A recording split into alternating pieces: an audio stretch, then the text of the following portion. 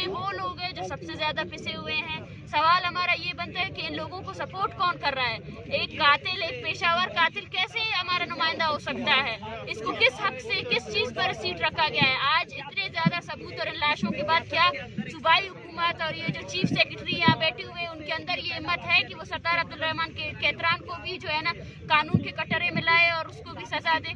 तो हम इन लोगों के साथ खड़े हैं। ये लोग जो तकरीबन सालों से इस तरह के सरदारों के जुल्म और जबर बर्दाश्त करते आए हैं, ये सरदार वो है जिनको सरकार ने बनाया हुआ है, जिनको सरकार की कानून जो है ना वो बाकायदा तहफ़्फ़ुज़ दे रही है। ये कोई आम गुंडा नहीं है, ये हमारा सूबाई वजीर है और इस बात पर शर्म आनी चाहिए। आपके जो वजीर आला साहब है वो इस्तीफा दे। वो जो इस तरह की बोलते हैं, ये हुकूमत ही सबसे ज्यादा करप्ट है।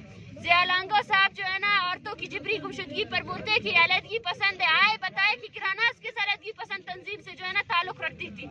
आप अपने गुंडे कैतरान को सजा देंगे या नहीं देंगे? Thank you.